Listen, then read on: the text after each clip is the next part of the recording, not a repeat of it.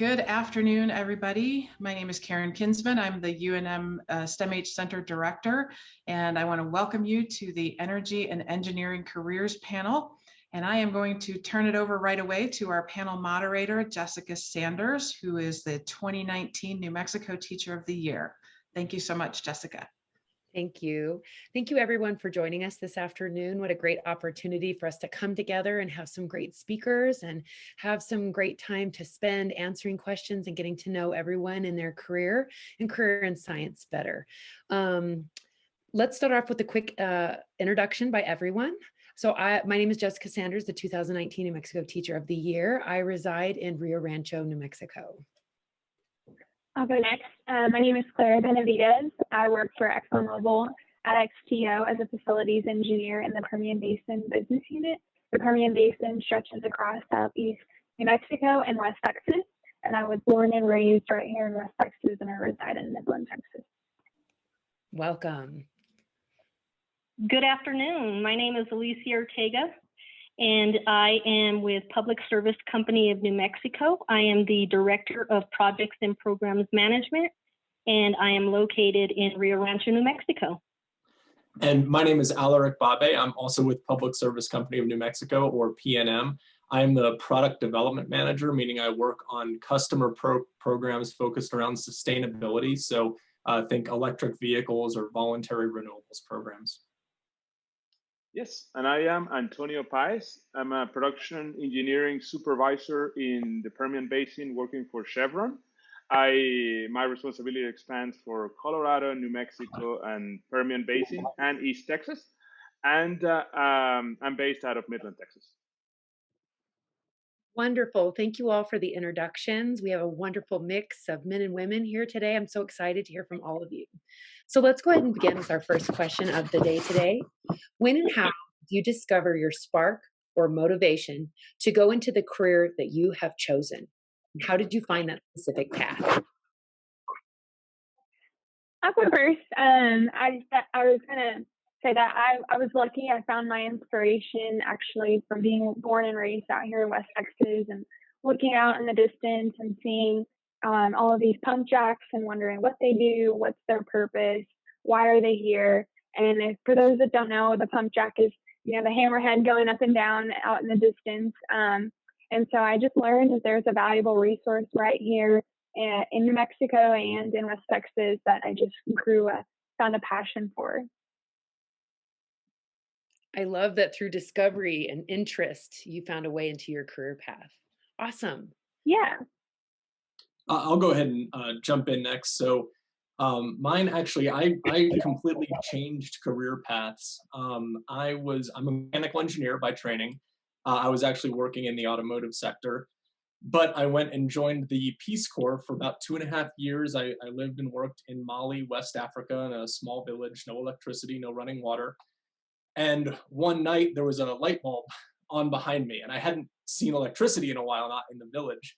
And I turned around, I went back there, and a shop owner had purchased a solar panel and a car battery and gave himself electricity at night. And that was sort of my spark, literally and figuratively, that solar was going to be a huge transition in our energy field. So I went back and got a master's focused on sustainability in mechanical engineering, and here I am today.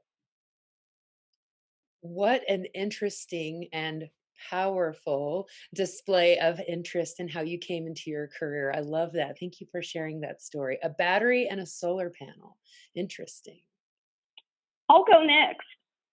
So this is Alicia, and similar to Alaric, I kind of changed out of necessity. I first started my career off in the United States Air Force.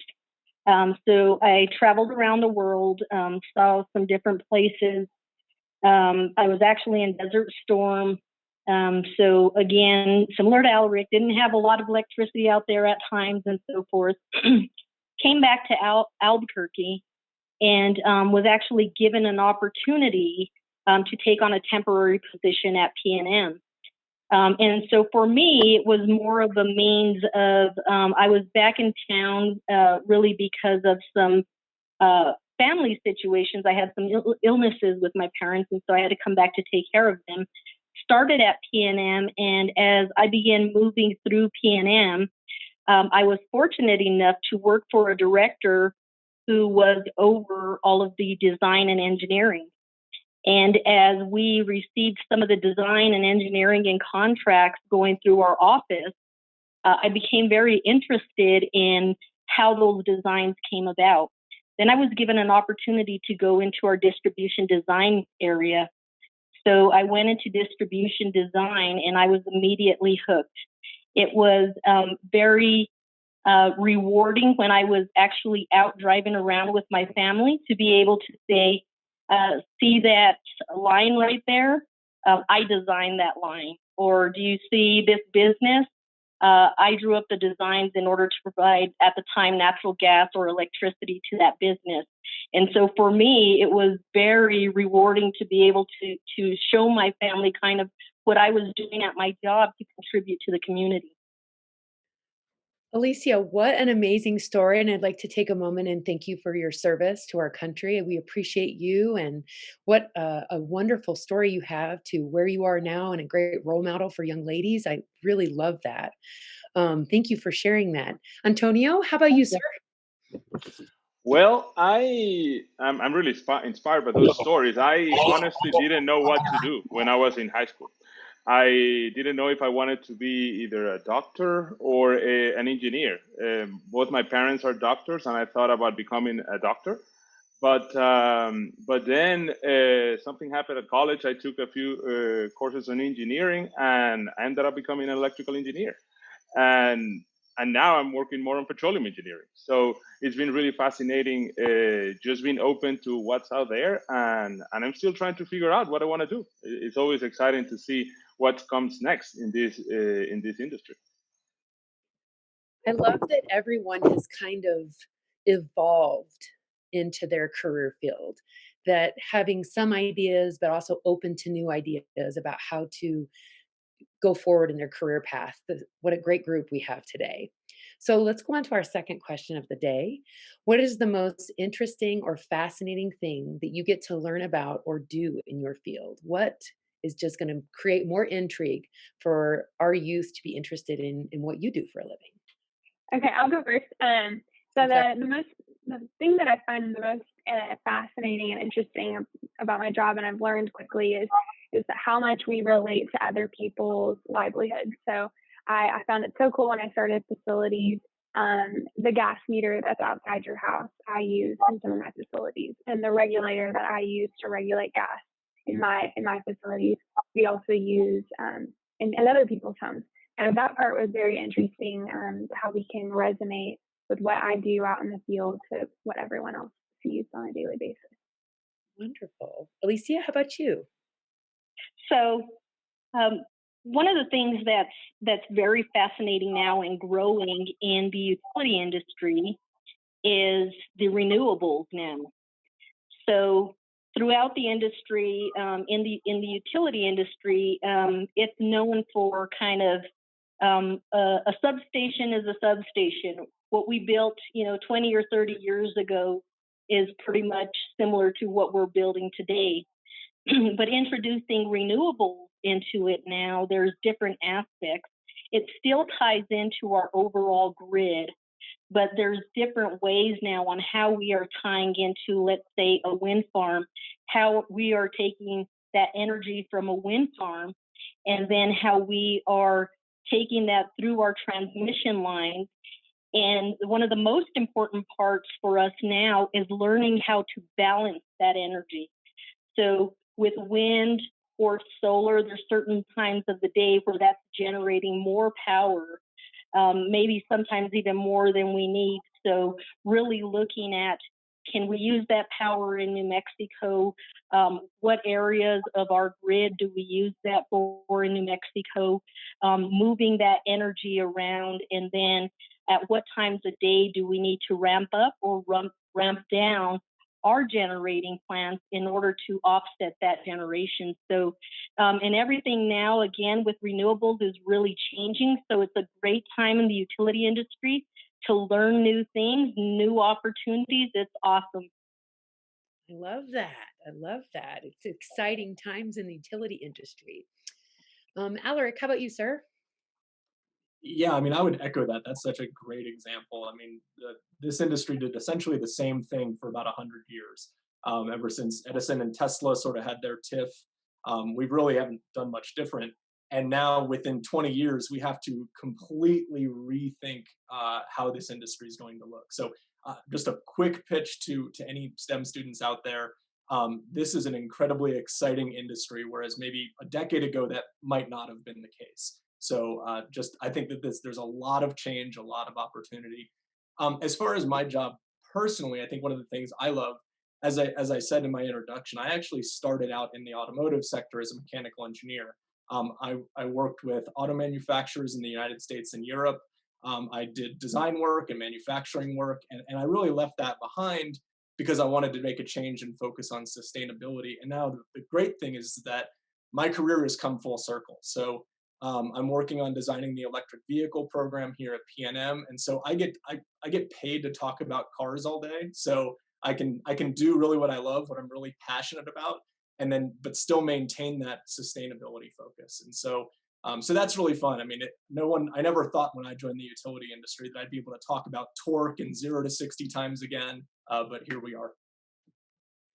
I love that everyone's diverse background knowledge has really tying in into how their career is evolved. I really love that every one of you have been able to talk about parts of background knowledge and building that into where you've gone and where you're planning to go and leaning on multiple fields. So that's excellent. Antonio, on to you, sir. Yes, so I think part of my job, what I like the most, is just being part of the global power ecosystem. The energy moves the world, and you see progress in the societies. I'm originally from Latin America. I was born and raised in South America, and you see how much of a difference, going back to Alaric's points, how much energy can change a society, and how much we rely on energy to move the world. So it's really exciting in my job to provide that energy to the society. We saw that this week in Texas. We went through some difficult storms, and in that, how much is the energy can help out to our livelihood. For example, providing my part of my job is providing the oil and gas that then will become fuel for some of the vehicles that are, for example, moving the vaccines right now as we speak for the COVID-19. And we need all sources of energy. All sources of energy are needed to continue helping our society here in the United States and across the globe. So part of my job that I like the most is working with a lot of people, working with a lot of engineers, trying to solve those difficult challenges on making sure we are lowering our carbon emissions and providing reliable energy to the world. The global aspect really helps widen the net for students as they think about the possibilities of the future and their level of impact. I love that. Awesome, everyone. I really appreciate this. Now, to move on, let's see, what does the day in the life of you as a career person in STEM look like? What does that typical day look like for you? I hear problem solving from Antonio. Antonio, you want to start us off? What a typical day looks like for you? Because it does sound rather exciting. Yeah, so absolutely. I mean, I guess I start my day, of course, checking some emails, making sure I'm up to speed with what's going on for the day, and then looking and working with some of the engineers that work with me into producing more energy. And I can give you an example. We look into how much the production is for the day, what is going wrong, what can we fix, some of the maintenance activities that are going to happen for the day, and how could we move forward and try to estimate what are we going to produce in the following days. Of course, there is a good portion of meetings, and those meetings are good to interact with people. And something that I have learned in my career is that when we all come together, that's why the importance of meetings. When we come together, put our heads together, look at the problem from the different aspects, but look very different perspective, we get better. So part of my day is that, trying to see how do we produce more energy with as many people as possible in the room to have that conversation and move forward. Excellent. I love the thread of communication, not only through digital, but through person to person as we're problem solving. I love that. Thank you for sharing. Clara, let's go on to you, please. for you, what is tell us a little bit about your day. Yeah, my day starts with a cup of coffee at the computer. I can't forget the coffee. And I'm looking at, surveilling my facilities. Are they all online? Are they all producing at the most efficient rate? How can I help the operators in the field if something isn't going right? And then a large portion of my day is consumed with project management. So I have to build these facilities for oil and gas to flow into, and then to separate and continue on down their path. And so making sure that we're on schedule, um, on cost, our cost efficiencies, and yeah, a good day for me. Awesome. A good start and a good end for that day. Love that. Yeah. Yeah, will you tell us about a day in your life, in your career? Sure, absolutely. So usually we start our day with a safety tip to the team. Working in the electric utility industry, it's always very important to remind everybody about the tasks we're working on this day, what projects, and send that message out to our team. And then my day usually consists of sitting with different project teams to go over designs for new facilities within our area. I might meet with some customers in New Mexico. We have seen a large growth in economic development. So I've had the opportunity to meet with some very large clients, the Facebooks, Amazons, and Netflix of the world, which, maybe 10 years ago, even, a couple of years ago, we may not have thought would be in New Mexico, but they're here. Meeting with those folks and talking to them about the reliability of our electrical grid here in New Mexico. That's something that we don't always consider a lot when these large companies are coming to New Mexico, is that one of the ways they make a decision is how reliable is the electricity here in order for them to have a continuous operation of their system.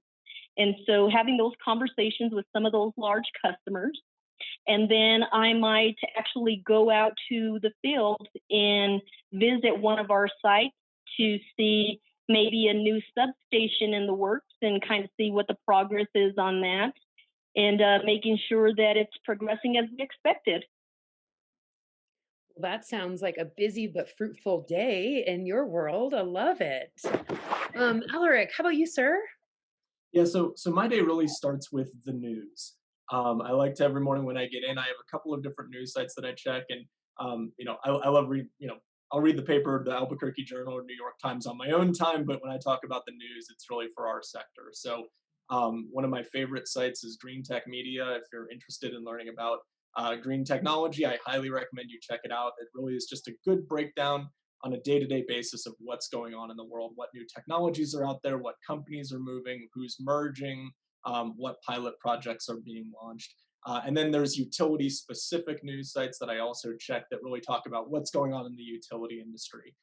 As we've talked about earlier, there's a lot of change in this industry. And so a part of my job in designing customer programs is really keeping my finger on the pulse of what's going on nationwide and also worldwide with the utilities. And so are there programs that we should be considering? Are there possible hiccups down the road that we maybe don't want to go down a certain path? So I really like to start my day with that benchmarking of what's going on in the world around us. I think it's easy to get lost in planet New Mexico sometimes. And so I really try and have that outward looking, first few minutes of my day. After that, I think as is typical with most of us, I do meet with the team. We talk about any projects that are ongoing, give updates as necessary, of course, and really chart that plan of action. The rest of my day, it really depends on any given day. Sometimes I'm nose deep in Excel doing, trying to look at kilowatt hours and dollar amounts and seeing, where we can maybe work something out. Other days, for me especially, can be very full with stakeholder meetings. Anytime we're designing any sort of program, a lot of work goes into that. So our stakeholders, of course, number one is the customers. We do talk to our customers a lot about what they're looking for. But outside of that, I also have partners at the state level, city level, national level, and really talk to them and get their input. And I think my goal at the end of the day is to create value for all of our stakeholders and really bring everyone along in the process. I think that's one of the unique things in the utility industry is you don't get to choose your customers. And so we always need to make sure that everyone comes along with us, which is a challenge. And so I think that would be a typical day for me. And then hopefully by the end of the day, our little guy hasn't stolen my calculator too many times in here, my home office these days, and yeah, take the dog for a walk. So that's it for me. I love it. Thank you all for sharing. I love that your days are full of communication, your days are full of teamwork. I think that in the past, I've even had students in my own classroom who have mistakenly judged engineers as people who sit alone by themselves in an office who work in isolation. And that is not what I'm hearing from any of you. You are collaborating and working with a variety of stakeholders and really sharing ideas and cooperating. And I feel like that's a really strong takeaway for our students and those who are listening. With that in mind, I would also like to take this point for our pre-college students. So, what advice would you give our pre-college students who are interested in pursuing a career in STEM? What would be some advice that you've given? What are even some, productive struggles that you could lend knowledge to for students? Alaric, you want to start us off? Sure. And I'll actually start this off by this is a piece of advice that I got on my very first day of my undergraduate mechanical engineering career. And the professor said essentially, if you decide to go this route and try and get an engineering degree, don't think you have to be an engineer. You're gonna by being involved in the STEM field, you're gonna develop all of these skills that are gonna be broadly applicable to almost any industry you can think of. So I think for me that was sort of there's a source of pride there for sure, but also a source of strength that I might get into the workforce and I might hate being an engineer, but I do have all these skills. I have analytical skills, there's mathematical skills, communication skills, as we've noted, are very important when working on a team, and you can broadly apply those to a number of different things. So I always recommend if you are looking at if you're considering a STEM career path, or maybe not even career path, just educational path, it's worth it, and don't think that it's going to lock you down. So that was what the professor told me on day one, and that was many years ago at this point. So yeah, I've always sort of held that one very close, and I think that that's probably the best advice I can give is you're setting yourself up for success no matter what you might do after college if you study engineering. I love that. I think that a lot of our students need to hear that if I select something, it doesn't mean that I'm pigeonholed into that one thing, that instead I should see myself as equipping myself with a set of series of skills. So that is top-notch advice. Thank you for sharing that with us. Clara, how about you? What advice would you give our pre-college students for STEM careers? Yeah, so Alaric was very blessed and lucky to hear that advice. I've only experienced it, so I always thought, I want to be a petroleum engineer. I want to be in oil and gas, and that was a misconception that you had to be a petroleum engineer to go and be in the industry, and that's incredibly false. On a day to day basis, I work with geologists and accountants and all programmers, all of these people that can go and have a STEM career path, and come back to oil and gas, and then if not, you can take their STEM career elsewhere. And I find that very influential. There's so many different influences that you can have, and so keep that in mind as you're thinking about it and do your research. All of these different aspects that go into one industry, you can be involved in. Excellent. I love it. Thank you for sharing that. Antonio, sir, how can you add to this idea of what our pre-college students would need for STEM field development? Well, yeah, I would recommend all the pre-college students to work as hard as possible when you're in high school. trying to learn very much from every subject and class that you can take, and just try to build that toolbox. Start getting more and more gadgets into that toolbox, because for sure you're going to use them in the future. And you start getting ready for, you never know, when that art class you took in high school can give you that additional idea to solve a difficult problem in the future. I mean, maybe we can quote Steve Jobs and a calligraphy class that can change the world. So that is very important. Pay attention to all that and try to get as many tools as you can in the toolbox. And as you go into the STEM careers, I think Alaric and Clara mentioned that very well. You start building the critical thinking, the way of looking and approaching a problem. And with those tools combined with what you learn in high school, then you can build your own career the way you want. And I have personal experience that I mentioned at the beginning. I'm an electrical engineer by degree, and I have worked in electrical engineering. I have worked in petroleum engineering, not because I'm any better than anyone else. It's just the opportunities that are out there. And if you're willing to work hard, which I'm pretty sure all of you are, you can really make a difference and build your own path. And after, when you are in the workforce, you start seeing how those tools that you learn, what you may have learned in lab in the first semester, can help you solve problems years later. So I think just if you work hard, try to learn from as much as you can from as many courses as you can, you're going to have a great career. Wonderful advice. Wonderful advice. Alicia, what advice do you have to offer? Yes.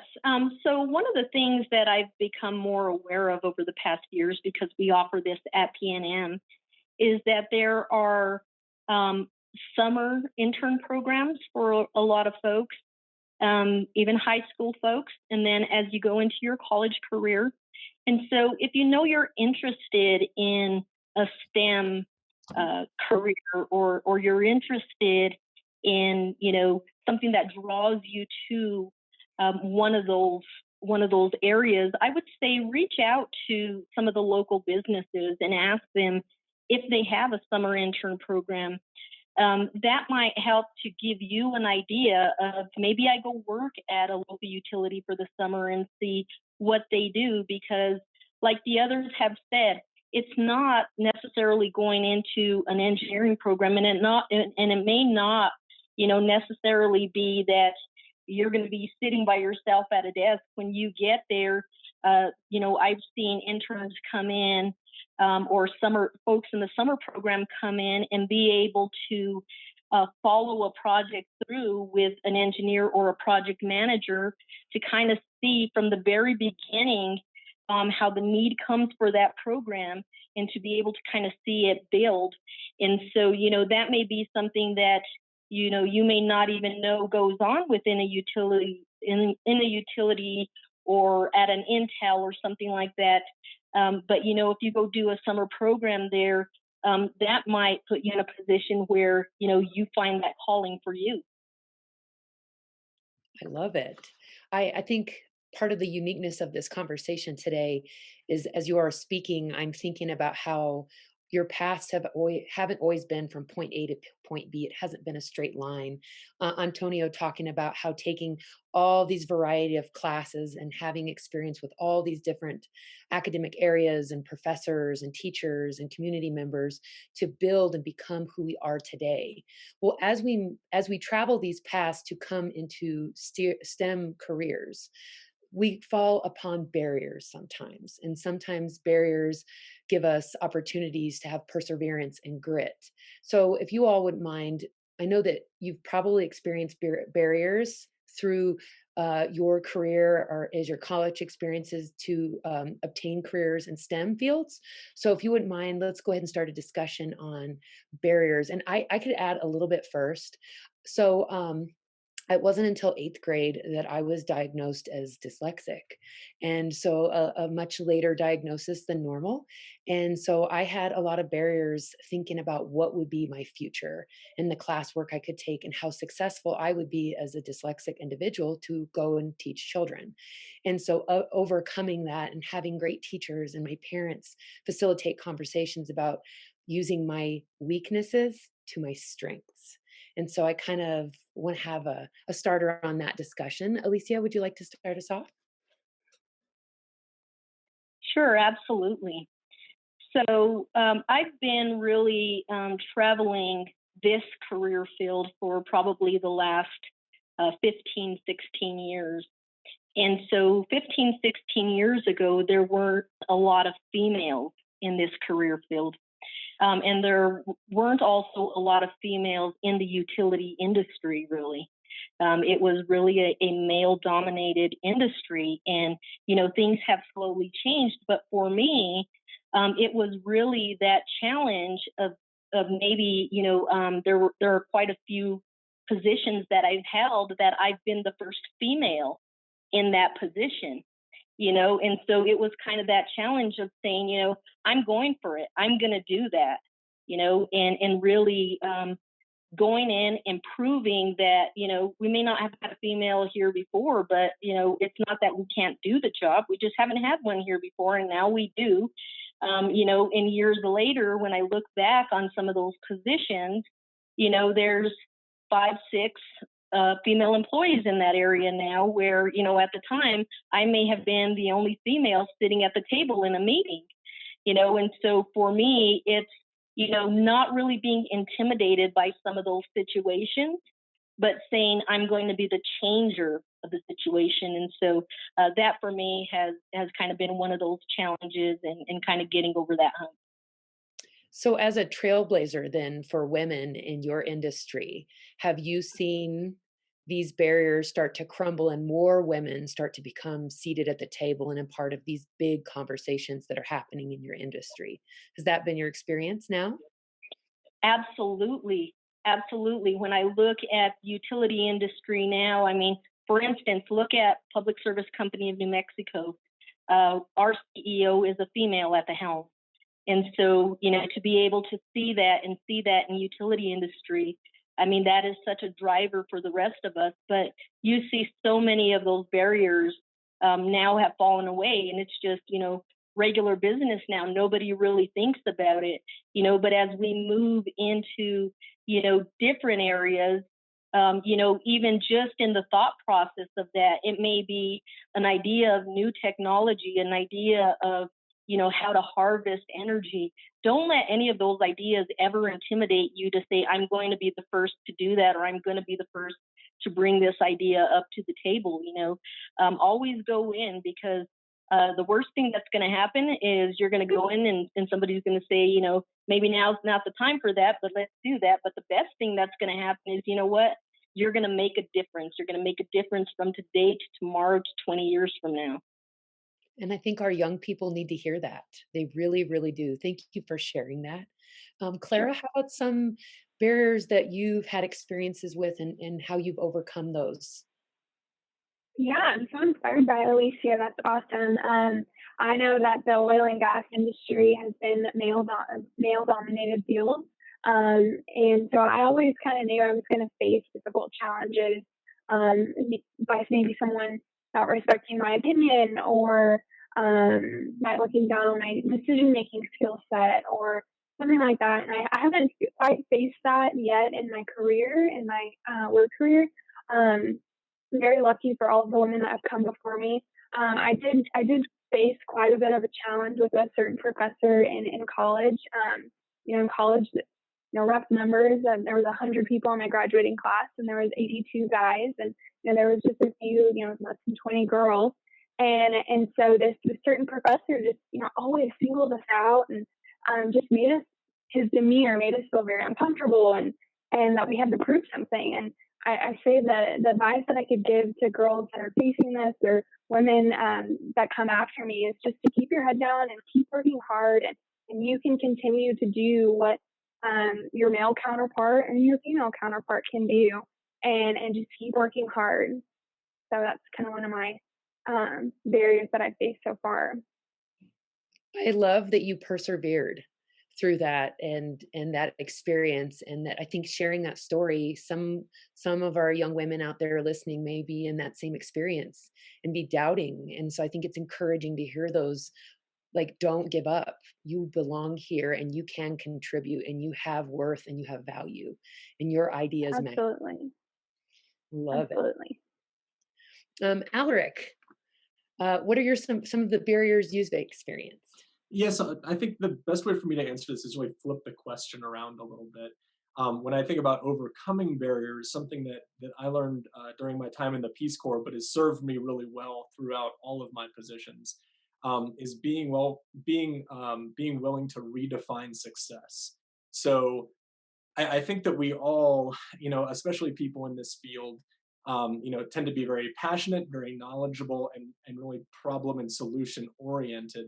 And so I think that we might set the goalpost somewhere and get discouraged if you don't get exactly your way all the way across the finish line. And so one of the things that I always like to think about is really be willing as you go through this. This is all iterative, and be willing to redefine what success means. In my current position, some of the projects that I've worked on that I feel very, very strongly about, they might not have the same internal or external support that I think that they deserve. I'm so deep into this stuff, and I'm a real believer, and I might not have that support yet from people either within the company or external to the company. There might be a lot of disagreements, and so we'll just throw out a random example there. Rather than saying I would like to see 150,000 electric vehicles in New Mexico in 5 years, right?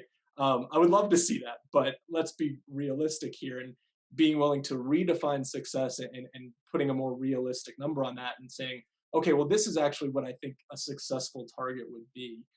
That really helps you keep going, because again, none of this stuff, when you start working, your job is not going to be one project or 1 year, or one interaction that you have with somebody.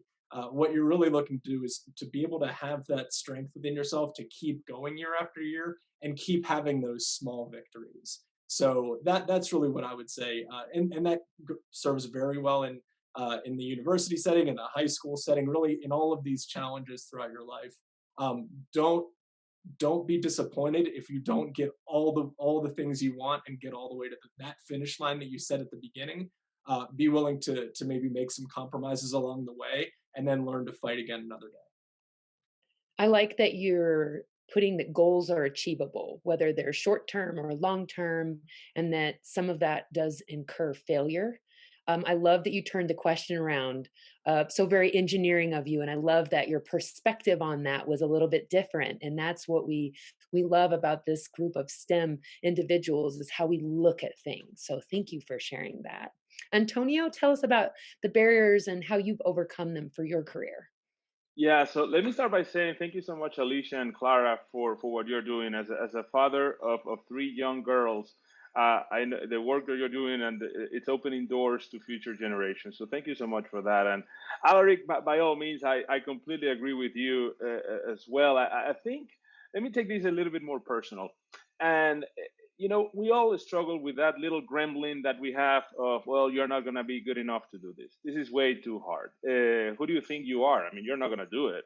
Oh, this is a failure. Don't do it. I mean, just give up. And I think that is a challenge that we all face. And I have certainly faced almost in every day. In every meeting, I face that same challenge of well, am I being good enough? So one advice that I would give to all college students, and I can share, is just let that little gremlin on the sidewalk and get on the road, get on the highway, and continue pushing forward. It is true, it's hard. Yes, you can think about, well, I'm not good enough to take the mechanical engineering. That's too hard for me. I better don't do it. No, it's hard. Yes, but if it's hard, it's good. And yeah, we can do it. Yeah, sometimes you have to pull an all-nighter. Sometimes you have to work extra the extra mile, and it's hard, but it's very, very rewarding. And that applies to every STEM career or anything in life. But more importantly, as someone is starting college, I can remember one of the first classes, I think, was electronics 201 or something like that. It was hard. I mean, I struggled. But at that point, just have to, yeah, great. It will make you better. And as Alaric mentioned, redefining success from time to time. The only real failure is the one that we don't learn from. So if we have some hiccups along the way, just keep pushing forward. It's gonna be fine.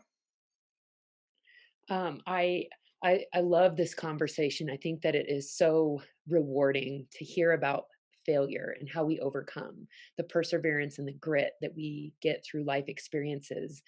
Pulling the all-nighter, I love that you mentioned that. Every one of us were like, yup, we shook our heads. We've all been there. It was uncomfortable, but it was worth it. I love that. So I'd like to go on kind of thinking about how you all prepared for kind of where you are today. So thinking back to when you were in high school, how did you prepare as a student, as a high schooler, going into undergraduate work on focusing on pursuing a career in STEM? Was there a teacher that also helped kind of help you guide your thoughts around what your future could potentially be? So I'd love to, Antonio, would you start us off? Yeah, well, I'm going way too personal in all these questions, but Love it. We love it. That's it's how we make things realistic. yeah, it's true. I mean, I think growing up and especially in high school, I think I learned a lot from my grandfather. So my grandfather didn't finish fourth grade, and he went on and built a very successful transportation business.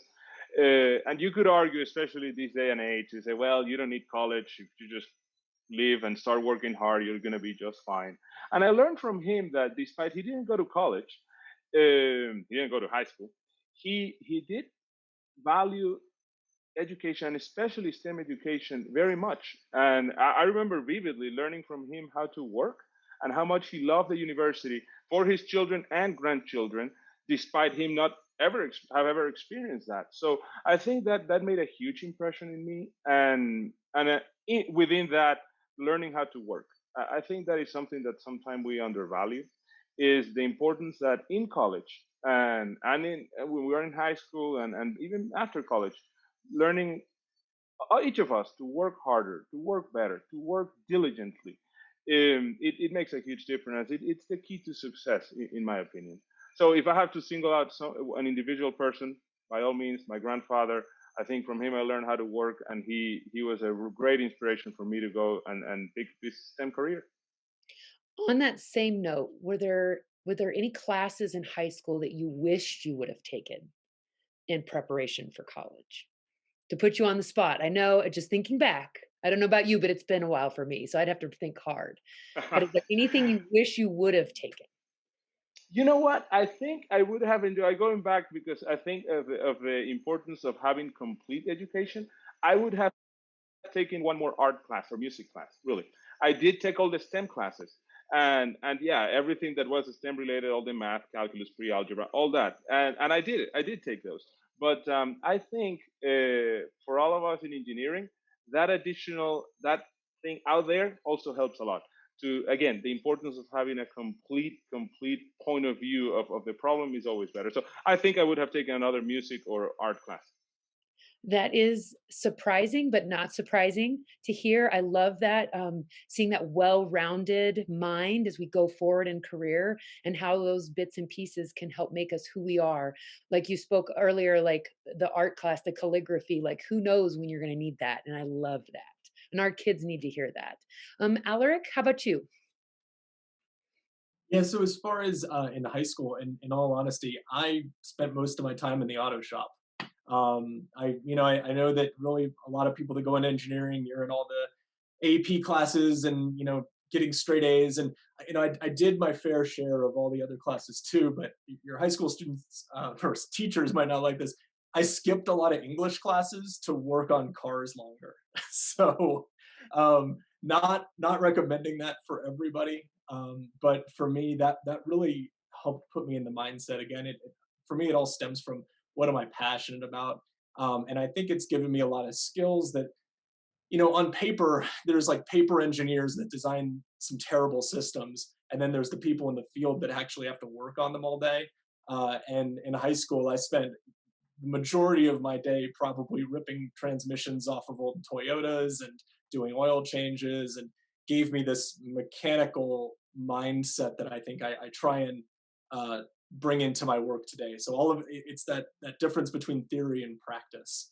And so, really what I would recommend, you don't have to do, of course, that thing, but don't shy away from the trades or getting your fingers dirty. I don't think that necessarily sets you up for success if you're just focused on academia. you miss out on a whole other side of life and a whole other side of engineering. So definitely go out there, get your fingers dirty, smell bad by the end of the day, and I think you'll be happier for it. So again, I hear this well-roundedness, right? And really growing off of our passions. And I'm sure that's what also kept you going back to school every day was that piece of that car, that one more thing. Any classes in high school that you feel like, man, I wish I'd have took that. I would have been a little bit more prepared, or any classes like that? I'm gonna just echo what Antonio said. I had to make a choice when I was in high school of playing football or being in the band. I chose football because that was what my 17-year-old brain told me to do. But my 37-year-old brain says you should really know how to read music better. And I think that would have really made me a fuller person today. So I do regret not having as much musical education as I could have I love that. We love to hear that the arts are important and how they tie in. Those teachers are precious. We love those. So thank you for that. Miss Clara. Yeah. So mine was actually kind of funny. I never thought, so like I said, that I was very interested in what oil and gas was, but as I got through high school, or I was going through high school, I didn't have any parents that were in the oil and gas industry. And so I was like, why am I going to do this? And so I actually wanted to be a teacher, and it was like my junior year, and I was like, I'm going to go be a teacher. I want to be a math teacher.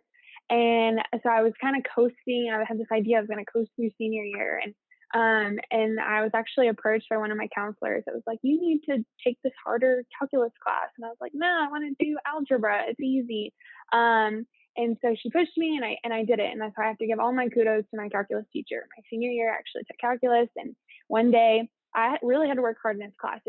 Calculus did not come easy to me by any means, even though I was very math heavy. And he was different. He was very hardcore, and if you wanted to show up for tutorials, his door opened at 5:30 a.m. My parents were always so like, 5:30 in the morning, you're crazy. And I got up and I went to his tutorials, and I did really well. And one day he was talking to me, he said, what do you want to do? And I was like, I want to be a teacher. And he was like, I think you can do more. And so he actually drafted an email to my parents that evening and said that, they should really push me into a STEM career. And so they kind of sat me down and they talked to me about it. And so I was like, okay, I'll try it. And so lucky for me, it worked out in my favor. And so all I have to say, my advice is that your foundation really does start in high school. Those study hours, those study habits. College can be very distracting, and there are so many different influences that pull you in different directions. So having that great foundation to fall back on is very important. So yeah. I love it. I love that you had teachers that pushed you. I love that. Now, Definitely. education would have loved to have you as a teacher. I would have loved to have the opportunity to work for you and work with you. I love, though, that someone pushed you and made you think about aspirational goals and what things could look like in your career. And I love that. So awesome. Definitely. It was exactly like Alex kind of said, my high school brain was like, I want to play volleyball. I want to do sports. I just want to coast through my senior year. And if I had to do it different, it was it's important. Sports build, long-term, things that we need, communication and teamwork and all of that. But if I had to do it again, it wouldn't have been such a priority when you're, 15 and 16 going through high school. No, and that's good advice. It is about looking about what priorities, and I feel like that's fair. That's definitely also another piece of advice to lend to those watching, that we have to really think about where we want to go and how we're going to get there. So, Miss Alicia. Yes. So, similar to Antonio, I had parents that did not graduate from high school. And so I grew up in a very large family. And one of the things that my father always taught us was, a lot of things can be taken from you in life, but one of the things that can never be taken from you is your education, your knowledge. And building that knowledge and education will give you tools so that no matter what happens in life, you can always rebuild and start again. And so he really always pushed us towards that. And so when I was in high school, that was he didn't ever push us. My parents didn't push us toward one way or another. They kind of let us find our own way. And for me, I think one of the things that really helped me is, although a lot of my interests fell within the STEM area, I really did a lot of things more like in English and writing classes because they were a little more challenging for me, and I was one of those kids that got bored very easily, and so those were kind of the things that I like to do just because it was a little bit more challenging and a little uncomfortable for me. But I find now in my career, those are the things that help just as much as the other things that I've learned towards, the actual engineering or project management skills. Because in my day-to-day life, there's often times that I'm reading contracts or I'm helping to write contracts or writing standards and things like that. And so those skills have become very important, where if I would have just really focused on that one area, I may be struggling now on the other side of that. Excellent. Um, Man, such a unique life experience that you've had in your career, and how your path has come to be. I just like hearing your voice and hearing the voice of others just makes me excited, and I know that students are going to hear your words and think about their own lives and their own priorities and where they want to go in the future that they want to have before them in STEM. So I was kind of also wondering to the group is tell us about someone or something that has inspired you on your career journey. I mean, I heard Alaric's story earlier about this battery and the solar panel, but I'm wondering what other things sparked anything. It could be a resource, a place, a program, a mentor, a role model, another experience that you'd like to share with us today. Alicia, would you like to start us off? Sure. Um, the person that I really it's something that I've taken with me through all these years, and as I've progressed in the company. Very early on in my career, I was fortunate enough to be paired with one of the senior engineers as I was doing project management. And so he kind of took me under his wing, and we used to talk about a lot of things. And one of the things he told me, and it's very simple, folks have probably heard it before, but if you really practice it, it makes a difference in your career. And that is, work for the job you want and not for the job you have. And so for me, oftentimes when you work with folks, you sometimes hear people say, well, that's not my job, right? And so Yes. that's not my job. I'm not going to do that. That's not my job. But for me, I've always remembered that. I always thought, you know what, I'm not going to do my job. Whatever my job description says today, I do that and more. I go, what is the next level? What would I have to do for that next level? And that's what I start doing.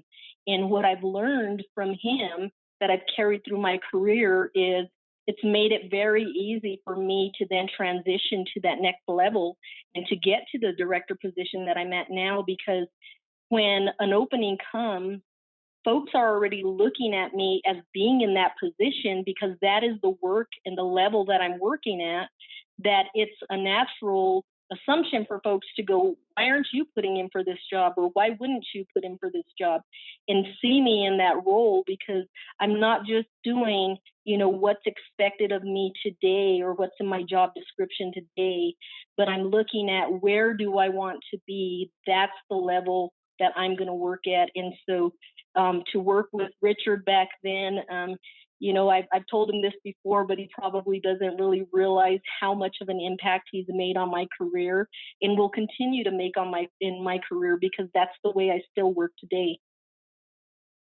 Such incredible life lessons I hear in your story. And I think that so many people could take away from that and apply it in their own situations. Not only are you talking about life lessons, but it's lessons in leadership, lessons in drive. And I hear that so many of our students need to center themselves on that and use that to drive their own careers and know their unlimited opportunities that lie in front of them. So thank you. Ms. Clara. Yeah. So I think I fall back to a few people in my family. You know, my dad always told me, you know, do what you love and you'll never work a day in your life. And it truly has come true for me. I love my job. I love the company I work for. I love what I do. And then my second part is my brother. So like I said, there are no engineers in my family. And my brother is 4 years older than me. So as I was thinking about engineering, he was actually going through it, construction engineering. And so he really helped me, just motivate me and inspire me. He kept pushing, you know, he tried different paths and kept turning in different ways. And then ultimately we ended up in the same place. He does exactly what I do. And so that part has been very inspiring, is to find someone that motivates you and to keep going. Again, a perseverance. I hear it. I love rallying people around us to keep us motivated and grounded. I love that. And it's in your family too. That's wonderful. So special. Absolutely.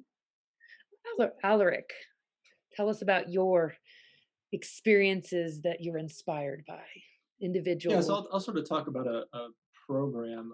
So after high school, I actually didn't go straight to college. I was accepted into something called the Congress Bundestag Exchange, and I went and did a 13th year of high school in Germany. So I lived with a German family. I went to the local high school.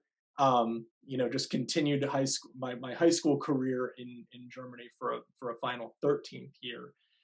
However, in order to do that, I had to turn down a full scholarship that I was offered to a university. So I think the lesson, though, that I want to pull from that is, don't take the path of least resistance, or maybe that path that you think everyone expects you to take. Take as many detours as you can, because that experience really opened my eyes to this global community that we're all a part of. I lived and studied as a normal German high school student with a family. I washed dishes, I walked the dog. I did, dance on beer tables at Oktoberfest a few times as well. But don't be afraid to do those things. And I think because of that, it's really given me a different perspective on how I live in this world. And so that eventually inspired me to, of course, continue with the international thread. After university, I went to the Peace Corps for 2.5 years. And now, I'm working in New Mexico, but I understand that we're really part of this global ecosystem. And so I maintain friendships, really in all these continents. So cell phones are amazing. I can text my friends in a village in rural West Africa. I have my German friends, of course, that I'm still in touch with.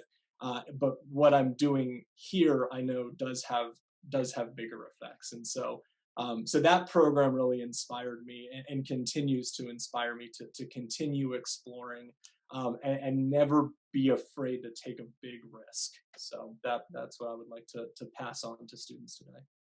Risk taking. That's a great takeaway, that don't be comfortable and take risks. I love it. Mr. Antonio, will you wrap us up on this question? Yes, so I'll take a couple of different items here.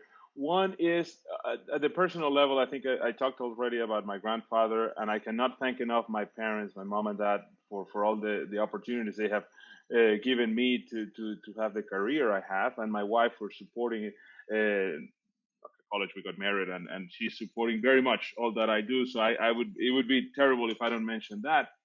But at work, I'm also being inspired. We talked earlier about sports in high school, and I played basketball in high school, and you get that feeling of playing sports. And as growing up, it's amazing. You think there's nothing else that could be better than playing in a team sport, being part of that football team, being part of that basketball team or baseball team.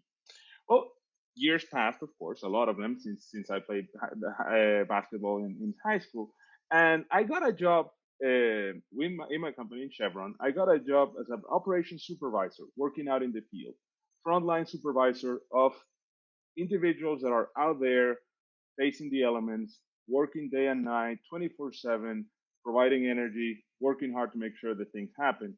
And I never thought that I was going to have in my career, in a STEM career, the same feeling, or even better than the one I had when I used to play basketball. And it's really incredible. I mean, that same teamwork, that same all pushing together. When one fail, we all fail, all trying to score.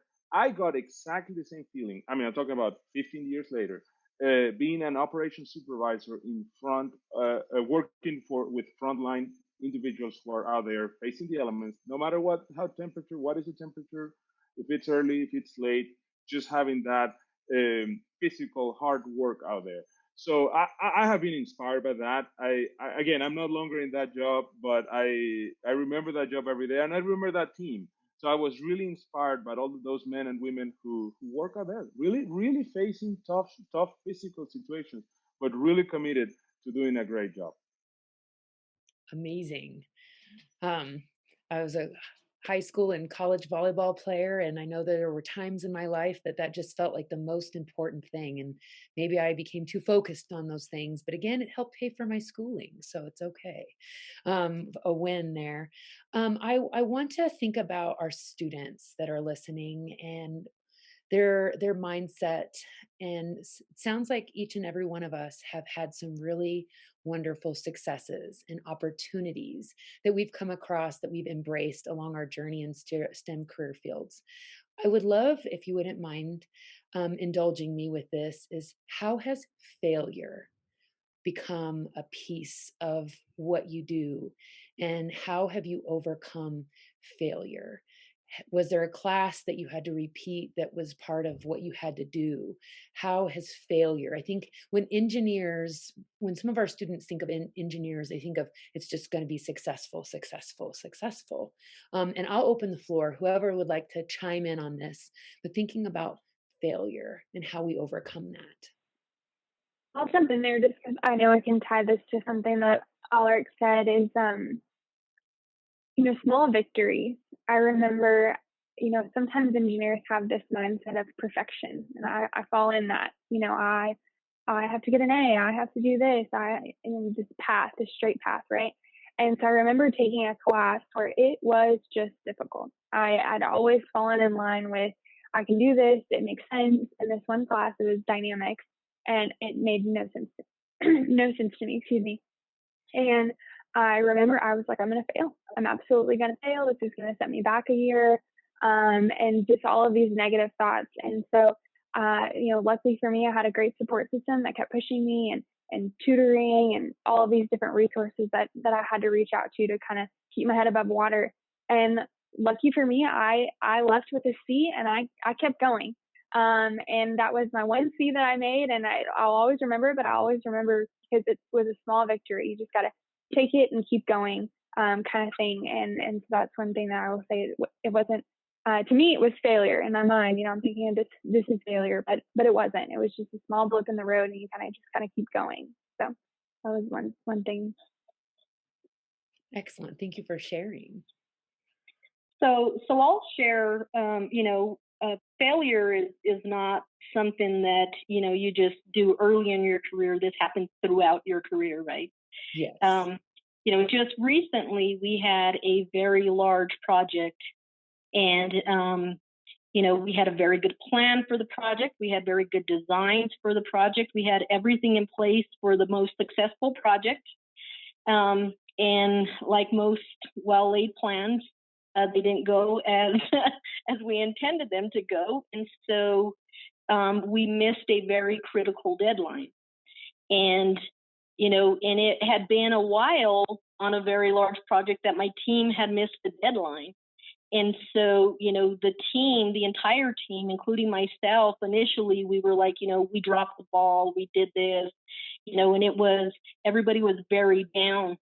But, one of the things that I did is I said, let's stop and let's talk about all of the good things we did on this project. We looked at all of the good things that we had accomplished on that project. And then we talked about, what were the things that we could have done differently on this project to get us kind of to that finish line. And we talked about those things.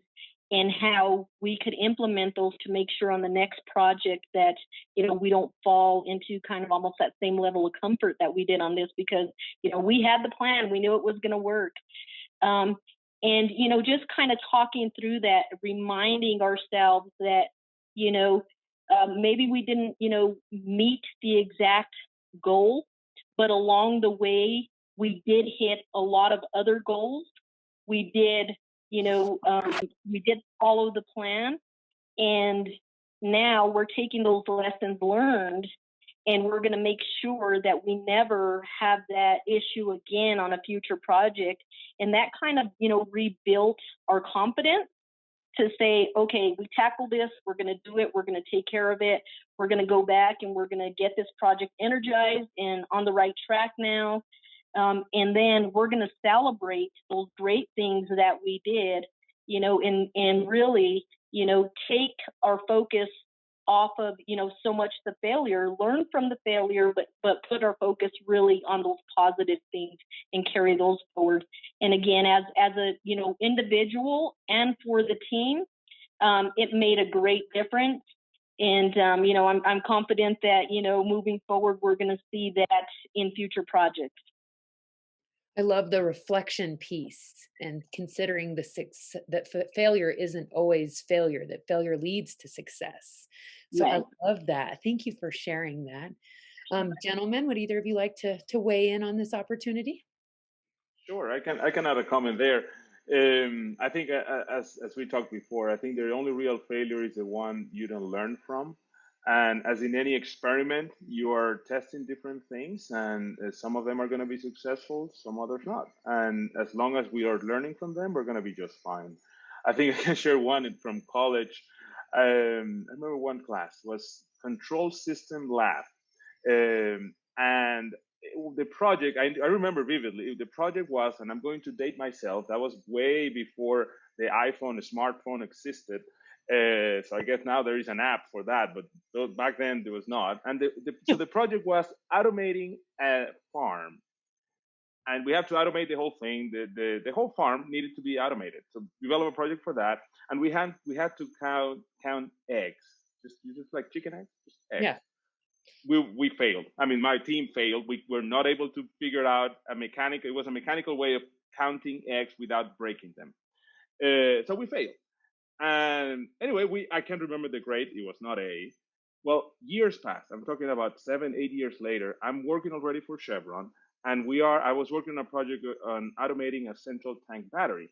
And I came up in doing that of a solution. I mean, we're working on something that this is it. I mean, we should have used this when we were trying to count eggs 8 years ago. I remember I stopped, took a break, and called my friend from college and told him, I remember, Richard, we found it. I mean, this is it. You remember that project we failed? I remember now. I know now we should have done, and I explained him what we were doing. So it's great. I mean, it's a journey. You learn from it, and over time, you're gonna have a lot of fun, and you're gonna have your own successes and failures. I love that life came full circle for you. I love that was still like present in your mind. And then, I got it. I got it. Yeah. 8 years later. Oh, so reflective. We love it. We love it. Alaric? Yeah, so I mean, I fail all the time. That's like just part of my MO, which is fine. I will say one of the things I remember, just as a quick example, I had just gotten off a really, really tough phone call with someone that did not go well at all, and my supervisor was there with me, and like he had a smile on his face, and I said, "Why are you smiling?" And he goes, "Well, if no one's criticizing you, you're not doing anything." So just keep that in mind. That's one thing. I think the other thing, when I was thinking about failure, and this is maybe more on a personal level for me, but I like to think about failure in something that I love doing, which is learning languages. And when you're learning a language, all that is it's a lesson in constant failure. And one of the things I think why people don't like learning languages, because they're afraid to fail, and they think people are going to laugh at them or make fun of them. When in reality, when you're learning a language and you're failing, usually people are around you really just helping you build to get it right the next time. And I think that there's a lesson in there for all of these things, where I don't think in general people don't want to see you fail. People want to see you succeed. even if you might need some tweaks along the way. So it's not about getting it right perfectly on your own. It's about working in a community to help get that right, to become further engaged. So that's how I think about it. I love learning languages, but for me, I just fail at it constantly. And then eventually you get it, and that's a success. But that might be years down the road. So just remember, people aren't looking at you to fail, and they're not making fun of you when you do. They want to help you get to that next step. Oh, awesome. Well, I did want to open up the floor to each of you and ask if you have any questions that you would like to ask of one another. Anything that piqued your interest or something you want to know a little bit more about. We have such a fun group on today. And if you don't, it's okay. I've got something else too. So I actually am going to jump in and ask a question because one of my passion areas is project management in the nonprofit world. So real different in some senses, very much the same in other senses. But I think that one of the reasons I got passionate about it was because I think it's the 21st century essential skills in a box, right? Like every skill you use in project management are all the skills that employers are begging for, students coming out of college, out of high school to have in their toolbox, right? The gadgets they have in their toolbox. But we don't start using the language or the terminology of project management until way later than middle school or high school, right? So I guess I'm curious because all of you are kind of in that world, right? Alicia, like every single day, all day, it is who you are. But if you were to kind of think about how we might introduce students, pre-college students, to the world of project management, right, in relation to how important it is in STEM careers, right? I think it's like this parallel skill set that's so critical that really isn't part of sort of the content of college education or the content of a trade education, but then it becomes this thing you need to do and need to understand how to do in order to do your job. So I'm just kind of curious what you guys think about that. So this is Alicia. So I would offer up, as from the education perspective, as an educator, one of the things that I would do is, as you are working through team projects, to really set it up and have them work it as a real project, to have the beginning to end, to have each of the stages within project management, to have the closeout and the lessons learned, to really run through that.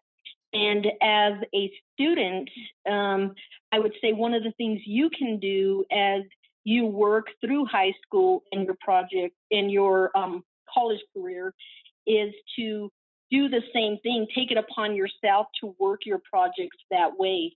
When you look at your project, work it as a life cycle. What are the things that I need to do? Work through the planning and design phases. Work through, what, like in my field, what I would look at as the construction phase. Work through the closeout, and then stop at the end and really look at what things have I learned from this project, and what things can I carry on to my next project to help me be more successful. When you do that, and I find myself, it's great that you brought that up, because I find myself doing that a lot, just even with, not real projects, but just, with things that I undertake. I sit there at the end and I go, okay, what are the things that I learned here that, I can now incorporate into my regular job? Even if I attend a course, on project management, when I get out of there, I even look at that course as a small, project, and I go, okay, these are the things we did. These are, the exercises we did, and now I can take this and I can implement this at my work. Sometimes I think I drive my team crazy because I do that so much, but I'm like, it is such a powerful tool, and it is something that, everybody is really looking for as you move into the business world now, because it is something that no matter what industry you go into, whether you're in a utility industry or you're working BTS, you're always going to find a project management group, or you're going to find some facet of project management in there where they want you to carry, a development maybe of a specific product through those steps. But yeah, it's used so much now, and for you to start doing that in your, as you work through assignments now, are really going to hone those skills. So when you do go out to the workforce, you're already going to be, 1 or 2 steps ahead of others. And if you couldn't tell that that's my passion by that. Alicia, we need to have coffee sometime. I was laughing when you were saying that you find yourself doing it in all sorts of circumstances. My son on more than one occasion has looked at me and said, do you have to plan everything? Do you have to think of plan B for everything? I'm like, yeah, and C and D, because things go wrong. Do you always think about the risk? Yeah, because it could happen. Yes, we just moved my mother-in-law, and I project managed the entire move. I drove everybody crazy at the beginning, but at the end, everybody was like, that was so easy. And I was like, yes, it was. A little bit of project management in there, and we got on the right track. See, my husband calls me the camp director.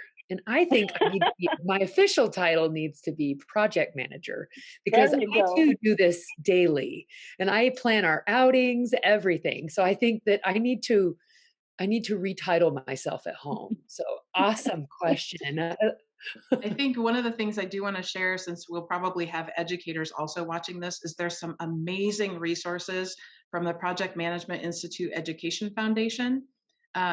At pmief.org is their website.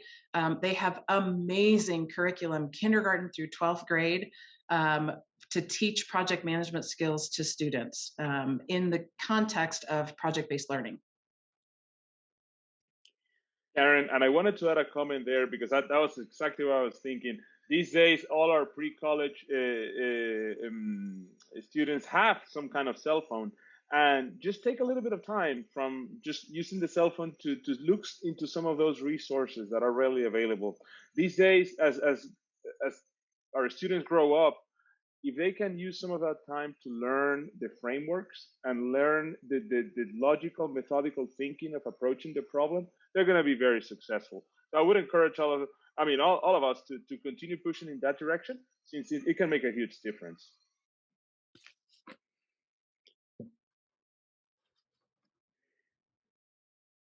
Well, thinking about resources, I know that teachers and students are on here with us. Are there any other resources that, because I know I've written some things down, we've been talking today, that I would love to take back to my fellow colleagues and my students. But is there anything that you can think of you could share out, opportunities that you've come across that just you feel like, man, I would love for others to share this, as young people, as teachers, as potential career STEM employees? I mean, I would just make a quick pitch, and there's a lot of these out there. So don't take just this one, but look for what they call massive open online courses, MOOCs. I like to use edX.org. You can take Harvard classes, MIT classes. I'm looking at one right now, actually. And so this is something I'm just doing completely on the side for me, and it's a really good way to explore maybe something you're interested in before diving in, let's say, to a 4-year degree. Most of them are free. You can pick whichever lecture. So if you're an educator today, you can probably find a topic or even a specific lecture week. It's maybe a 15-minute lecture video that you can watch. If you're a student, one of the things I really did a lot of originally was Excel. And so now, when I do an Excel file, I can do all sorts of cool magic with it that you're not just going to learn on your own. So just a quick pitch for that.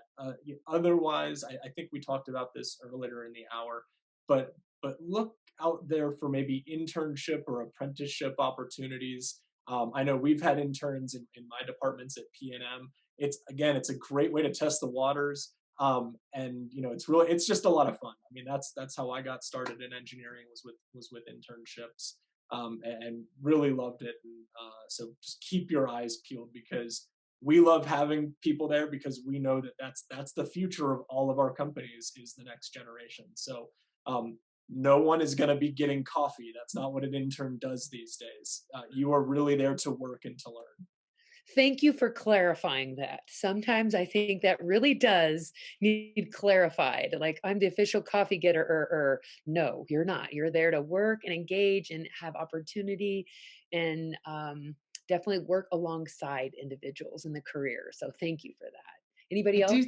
I do think I want to add something about internships, because the first internship my son went into, he called me in a panic because he thought he needed to know how to do the job in order to be an intern, right? So we had a big, long conversation about that's not the point of an internship. The point of an internship is they know you're coming in without the industry specific knowledge, right? They know that you have maybe a little nugget of foundational knowledge, right? But the whole idea is to learn about the industry and to learn about the jobs in that industry, and have you go away with some additional skills, but they're not expecting you to come in being able to be an engineer on day one. Yeah, and actually, just as a personal thing, because I had the exact same moment. So I was going to be an intern at BMW over the summer, and to Clara's point, I brought my dynamics book. I thought that they were going to give me problems about gear ratios, and I needed to know my gear ratios for parts of the car. That's not what they're doing. So don't be intimidated. They're going to give you good projects, and they're going to expect good work out of you. But this is not an engineering test. Everyone expects you to learn from the experience and bring an outside perspective on maybe a process that they've been doing. So just a quick story for that internship. It was in South Carolina at a manufacturing plant. There were paint bubbles that were popping up under the paint, or air bubbles popping under the paint. And so I actually helped to redesign the way that they were storing the cars outside in the South Carolina humidity to get them through the paint shop faster to get rid of the air bubbles. So this was not something that's in any engineering book. You're just using that mindset that you're getting from your STEM education to bring in a new outside perspective. So don't bring your textbooks. Don't bring your dynamics book. It might, but however, your employer could say you did show up prepared.